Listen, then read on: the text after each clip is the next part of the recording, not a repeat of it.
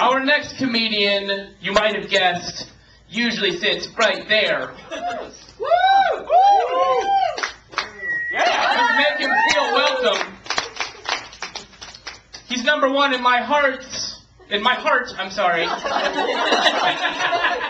Only got one. And it belongs to Justin Kline!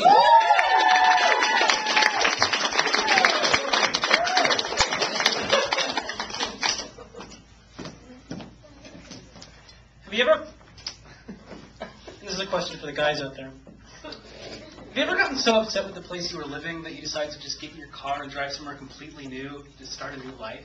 But you don't really know where to go, so you just take out a map and pick a place like that, and you drive there.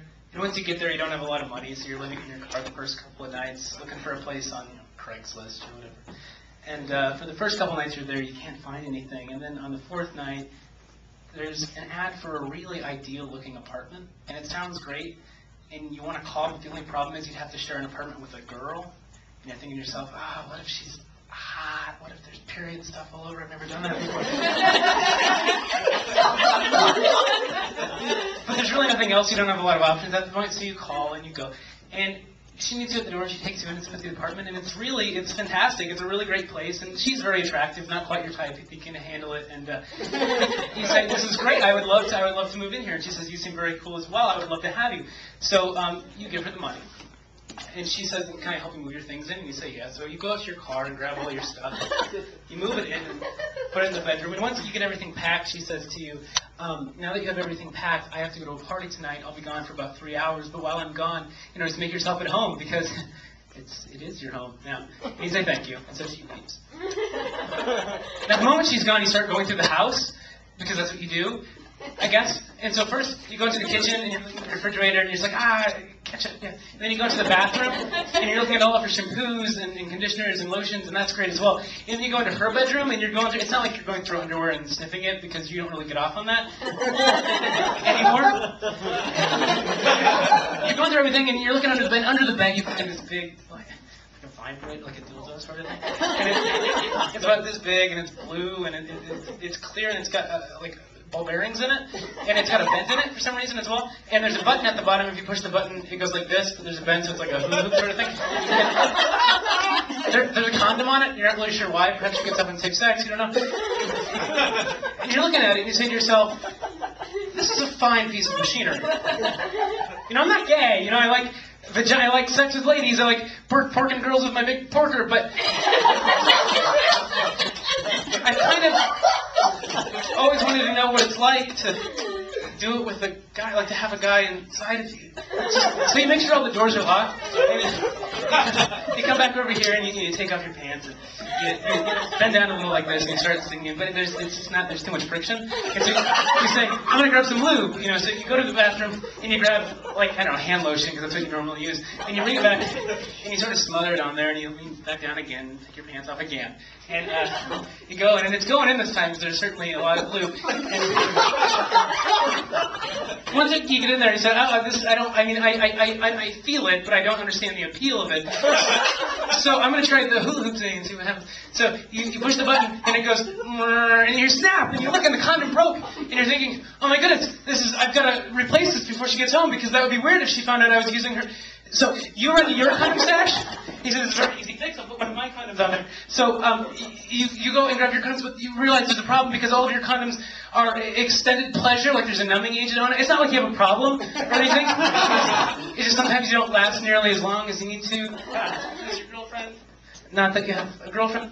And so you say, I'm going to have to run to Walgreens and buy some condom and put it on there. So you get in your car and punch Walgreens in your GPS unit because it's a new town. You don't know where the Walgreens is. So you go to Walgreens and you're looking around and you're looking for the condoms and you can't find them. And you have to ask an employee, and you don't want to because that's really embarrassing in like a cliche teen sex comedy sort of way. But finally you pull a woman aside and you say, excuse me, ma'am, could you help me find the prophylactics? And she says, yes, right this way. So she takes you over to I'm sure you've seen like a glass case with a lock on it, and she says, sometimes people steal these, so we put them behind glass. But you're really paranoid, so you think she says sometimes people steal these and put them up their ass, so you dart out of there. And as you leave Walgreens, you think, I've done everything. What am I? So you have to go back into the house, grab all of your stuff, put it in your car, drive away to another city, and never come back. Has that ever happened to you guys?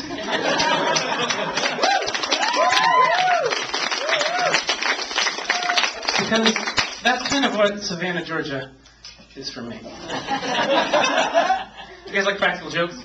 I like practical jokes. I didn't always like practical jokes. I've just gotten into them. And I sort of gotten a reputation amongst my friends as a real jokester. And they're always asking me, Justin, can you show us how to do your practical jokes? And some of them they're just for me, so no. But I thought since there's such a high demand, I would show you guys one tonight. Is that okay if I show you a little bit? Now, before I start, this practical joke is a practical joke that would work on one of your friends who's maybe not all there, and maybe not all of his tools are in the tool shed. Maybe some of them are out in the yard, scattered away somewhere. Maybe all of his chicken eggs aren't in the chicken basket. In fact, this trick works. The demographic for this joke is someone who's actually mentally retarded. So what you're going to do is you're going to need like a notebook or a Bristol board. You need something to write with. I've already done the writing. I don't need that. So on the first page of your notebook, you're going to write, to confuse a mentally retarded person, flip ahead. Okay, so you show this to the mentally retarded person, they're going to wonder what's on the next page. So they flip it, see what's over here. And the next page says to confuse a mentally retarded person, flip ahead. Okay, so they're mentally retarded, so they're not going to know. So they're going to flip to the next page, see what's waiting for them there. That one as well, it's going to say to confuse a mentally retarded person, flip ahead. Now here's where the joke is, you see. Because on the next page, you have the famous MU puzzle from Hofstadter's magnum opus, Girdle Escobar, where essentially he proposes this formal system called the MIU system, where he gives you the axiom MI, and you want to see if the theorem MU is producible. Now, in the formal system, there are 4 rules. And the first one is if you possess a string whose last letter is I, you can add a U to the end. Okay. Second one, if MX, X could be a string, a producible string of the theorem, then so MXX, 3 I's are replaced with U. If W occurs, you can drop it. Now, this looks pretty easy. You may think this isn't going to confuse a mentally retarded person, but what's going to happen is they're going to start working, you see, and they're going to start, it's not going to work because unless they have an isomorphism to a more complex formal system, they're not going to get it because it's unsolvable. Actually.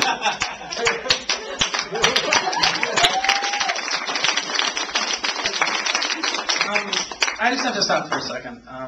It's very difficult to make people laugh when you're dressed as though you're going to a funeral. I changed. You might have noticed I was wearing a yellow jacket over there, and I went backstage and changed for my big performance because I thought there might be some hot ladies in the audience tonight, but doesn't appear to be the case. So if I could, I'd like to change into something a little more comfortable. Just bear with me one second.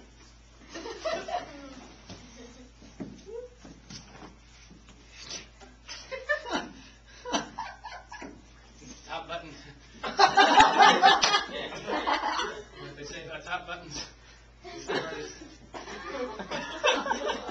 take 1 second.